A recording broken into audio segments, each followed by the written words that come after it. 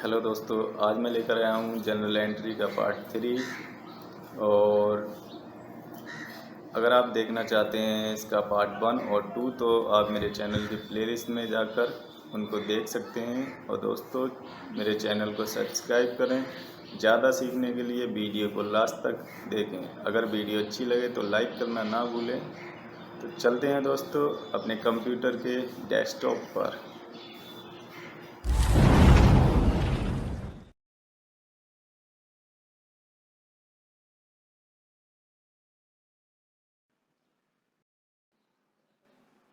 चलते हैं फ्रेंड अपनी एक्सेल सीट पर और जानेंगे आज की कुछ advance general entry part 3।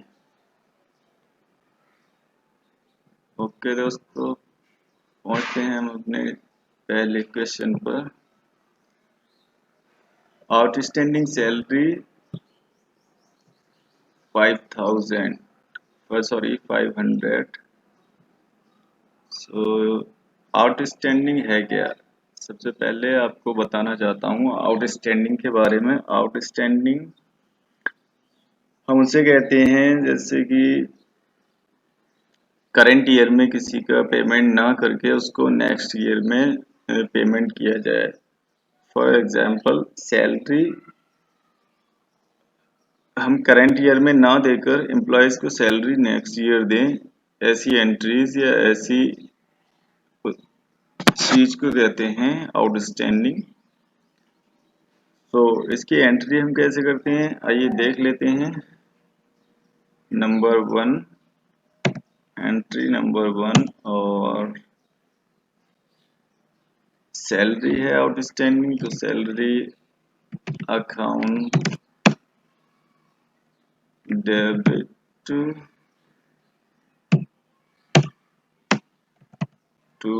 Sorry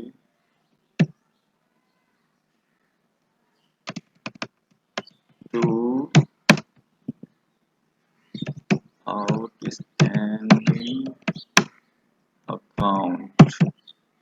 very easy friend.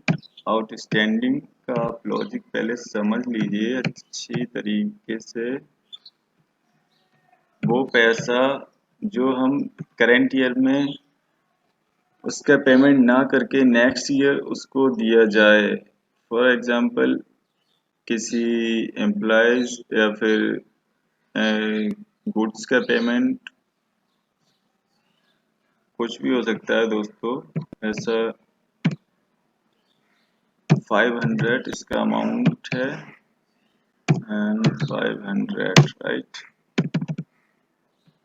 ये हुई हमारी आउटस्टैंडिंग की पहली entry, salary account debit to outstanding account credit. Very easy. Second entry देखते हैं दोस्तों। सेकंड एंट्री हमारी क्या कह रही है, प्रीपेड एक्सपेंस। अब सबसे पहले बताना चाहता हूँ आपको प्रीपेड एक्सपेंस के बारे में भी। प्रीपेड एक्सपेंस जस्ट आउटस्टैंडिंग का आउटस्टैंडिंग का उल्टा।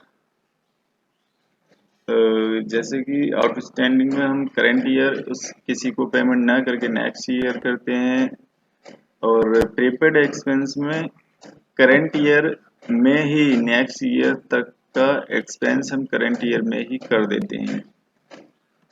इसकी एंट्री देखते हैं तब आपको और अच्छे से समझ में आएगा। एंट्री इसकी होगी, पहले आप क्वेश्चन देख लीजिए। Rent paid 10,000, what 2,000 related to next year.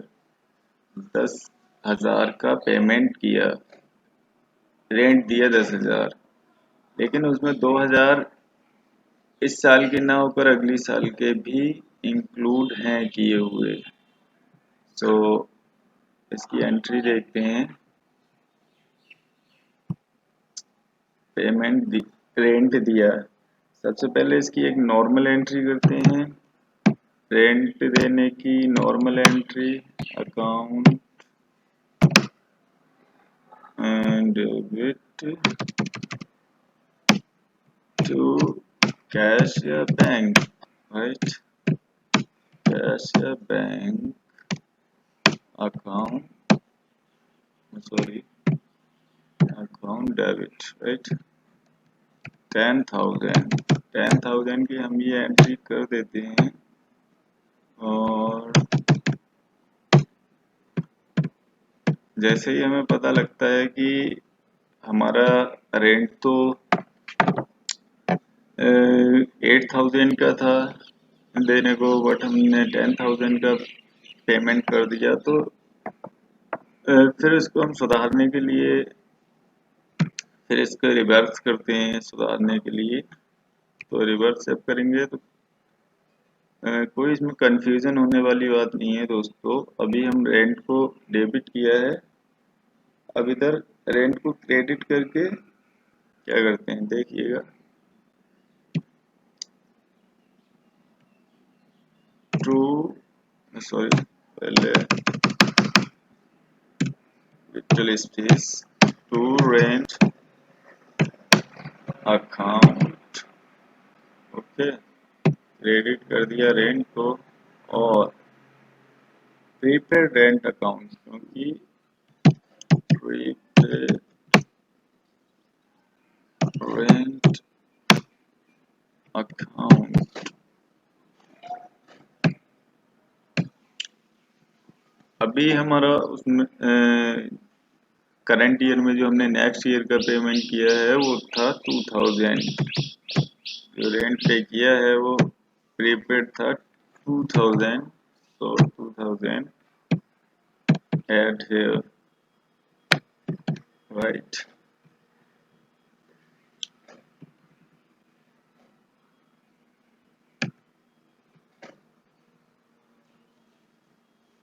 Next question देखते हैं अपना जनरल एंट्री का, अक्रूड इनकम। अक्रूड इनकम क्या होता है दोस्तों? सबसे पहले आपको उसकी डेफिनेशन कुछ बताना चाहता हूँ मैं। ऐसी इनकम जो कि अभी जनरेट तो हुई है बट अभी हमें रिसीव नहीं हुई है, ऐसी इनकम को हम अक्रूड इनकम कहते हैं। For example interest due to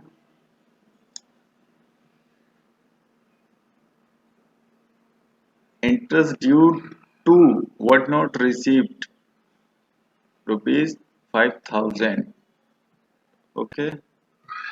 ऐसी इनकम जो अभी हमने उस इनकम को कमा तो लिया है लेकिन अभी वो हमें रिसीव नहीं हुई है, ऐसी इनकम को हम अक्रूड इनकम कहते हैं। आइए देखते हैं इसकी एंट्री कैसे होगी। Entry number 3, accrued income. Accrued short form में लिखता हूँ मैं इसको, इंटरेस्ट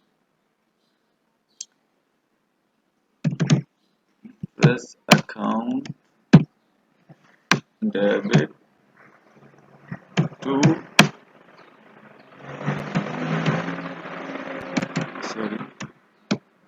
इंटरेस्ट। क्या मिला है, किस चीज का पैसा है, तो वो है इंटरेस्ट। ये कमीशन भी हो सकता है, इंटरेस्ट भी हो सकता है, या फिर डिविडेंड भी हो सकता है, ये कुछ भी हो सकता है।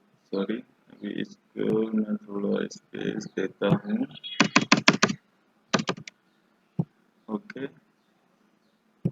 इनकम हमारी कितनी थी, 5,000, अमाउंट फिल करते हैं, सेम अमाउंट 5,000।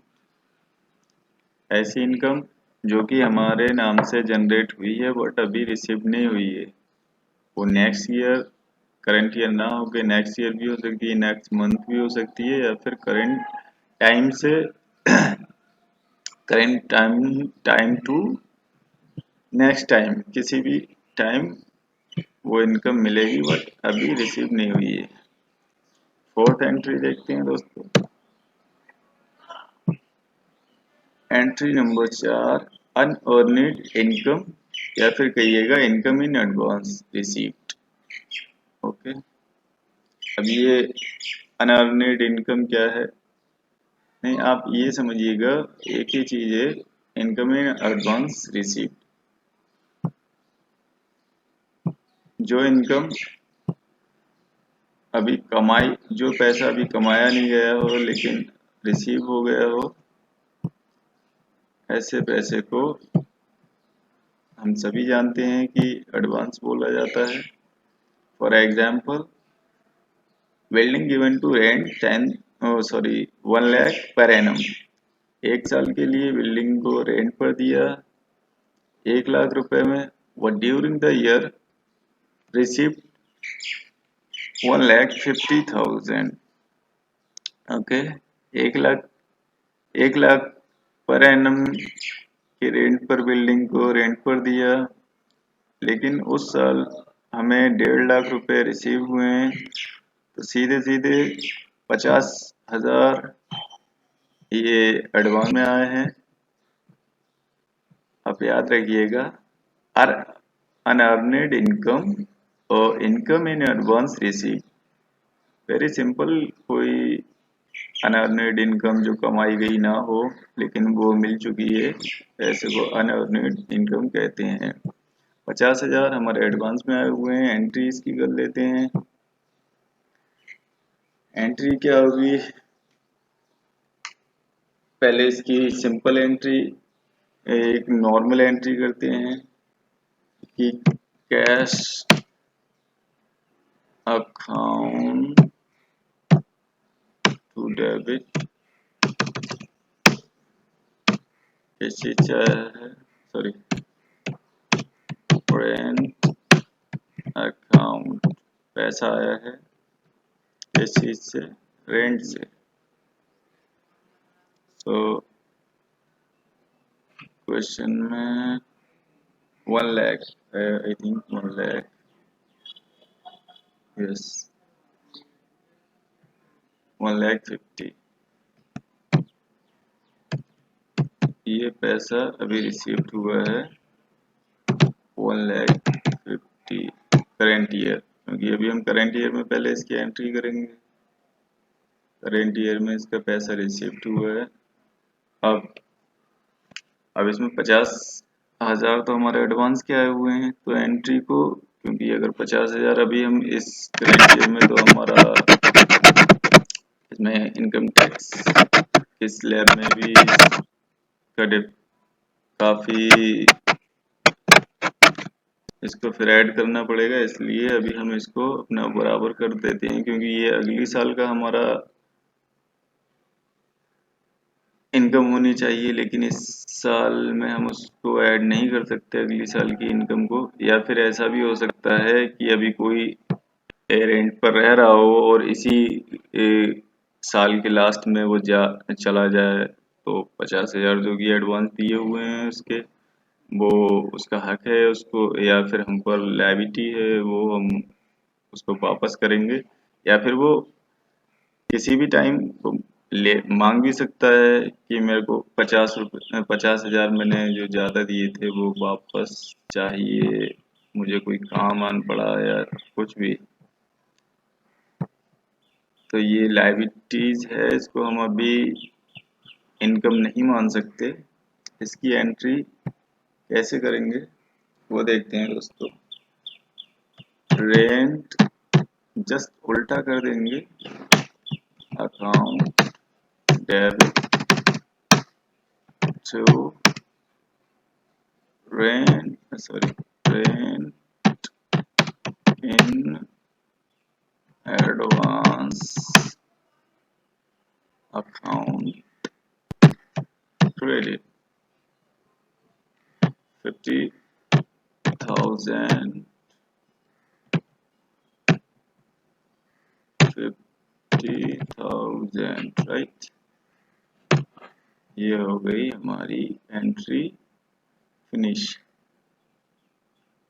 अभी हम इसको इस नेक्स्ट ईयर की एंड नेक्स्ट ईयर की इनकम हम इस साल नहीं ले सकते, आप इस बात को याद रखिएगा दोस्तों। नेक्स्ट ईयर की इनकम हम इस साल कैसे कमा सकते हैं?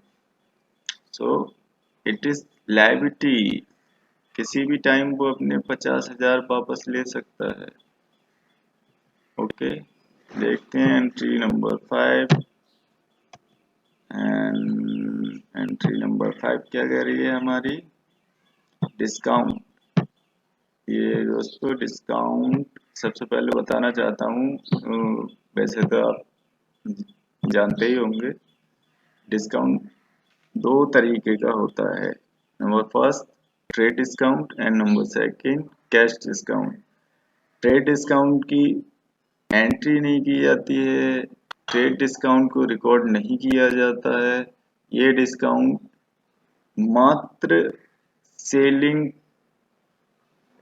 में ग्रोथ करने के लिए दिया जाता है। ट्रेड डिस्काउंट सेलिंग में ग्रोथ करने के लिए कंज्यूमर कस्टमर को दिया जाता है, इसलिए इसको रिकॉर्ड नहीं किया जाता है। कैश डिस्काउंट को हम रिकॉर्ड करना ज़रूरी है, इसलिए एक एंट्री ट्रेड डिस्काउंट की करते हैं, एक एंट्री कैश डिस्काउंट की करते हैं। वीडियो ज़्यादा लंबी होने से पहले हम कोशिश करेंगे इसको जल्द से जल्द फिनिश किया जाए। सबसे पहले एक एंट्री करते हैं ट्रेड डिस्काउंट की और फिर करते हैं एक एंट्री कैश डिस्काउंट की, राइट। फॉर एग्जांपल हमने कोई माल परचेस किया, purchase account to trade discount, इस पे 10% मिला है। Purchase account to cash, cash से खरीदा है। बता देता हूँ दोस्तों आपको, ये ट्रेड डिस्काउंट 10% है, या कितने भी परसेंट हो सकता है, डज नॉट मैटर। सो मेरे इसमें क्वेश्चन है या नहीं, गुड सोल्ड टू, ये सॉरी कैश डिस्काउंट का है। मैं एक ट्रेड डिस्काउंट का अपनी तरफ से लेता हूँ। कोई भी माल मैंने 500 रुपए का परचेस किया, ओके। 500 रुपए में मैंने 500 रुपए का माल, किसी भी चीज गुड्स का प्राइस 500 रुपए है। अब उस पर अगर आप देखते हैं कि किसी भी चीज का प्राइस 500 रुपए है, उस पर 10% ट्रेड डिस्काउंट, 10% डिस्काउंट चल रहा है, तो वो ट्रेड डिस्काउंट होता है। तो 500 का 10% 50, राइट। सो यहाँ पर हमें वो 500 रुपए की चीज 10% की डिस्काउंट पर 50 रुपए कम 450 रुपए की 450 की मिलेगी। तो उसकी एंट्री हम सिर्फ 450 ही करेंगे, डिस्काउंट को मेंशन नहीं करेंगे। आप याद रखिएगा दोस्तों, एंट्री 450 की करेंगे, 10% जो डिस्काउंट मिला है उसकी एंट्री नहीं करेंगे। अब कैश डिस्काउंट देखते हैं दोस्तों, ये हमारे इस क्वेश्चन में है, good sold to Ram. Ram को माल बेचा 5,000 का, 10% डिस्काउंट। एक नॉर्मल एंट्री जो कि होती है, राम पाने वाला है, राम अकाउंट, अकाउंट इसको राम अकाउंट टू ऐसे कर लेते हैं, to sale always credit, right. ये एक नॉर्मल एंट्री हमारी हुई। अमाउंट बाद में फिल करते हैं। अब अभी यहाँ सबसे पहले आपको बताना चाहता हूँ डिस्काउंट किससे रिलेटेड है, किस अकाउंट से रिलेटेड है। डिस्काउंट रिलेटेड है नॉमिनल अकाउंट से, और नॉमिनल अकाउंट में कोई भी अगर प्रॉफिट या इनकम होती है वो क्रेडिट होती है, या फिर अगर कोई लॉस या एक्सपेंस होता है वो ऑलवेज डेबिट होता है। यहाँ हम जब किसी भी माल को सेल कर रहे हैं तो ये बिजनेस के लिए एक एक्सपेंस है, ये एक लॉस तो नहीं है लेकिन एक एक्सपेंस है। तो ये हमारे इसको हम, अगर ये लॉस है या एक्सपेंस है तो इसको हम डेबिट करेंगे। तो डेबिट करेंगे तो डिस्काउंट अकाउंट डेबिट। अब 5000 की अमाउंट, अब देखिएगा 5000 की अगर कोई चीज है तो यहाँ सबसे पहले हम 5000 कितने की सेल की है, 5000, राइट, 5000। अभी इस पे अगर कैश डिस्काउंट 10,000, वो सॉरी 10% अगर दिया 5000 का 10% इन 500, ओके 500, सॉरी इसको हम वैल्यू गलत जगह एंटर हुई है, 500। ओके कितना बचा, 5000 में अगर 500 निकालोगे कितना बचेगा, 4500, राइट, 4500। वैल्यू बराबर आनी चाहिए 5000 डेबिट एंड 5000 क्रेडिट। और इसको हम कर लेते हैं बॉर्डर, अच्छा दिखने के लिए इसे बॉर्डर कर लेते हैं। और हमारी एंट्री आज की फिनिश। उम्मीद है दोस्तों आपको ये वीडियो समझ में आई होगी हो, तो इस वीडियो को लाइक करना ना भूलें और मिलते हैं अपनी नेक्स्ट वीडियो में।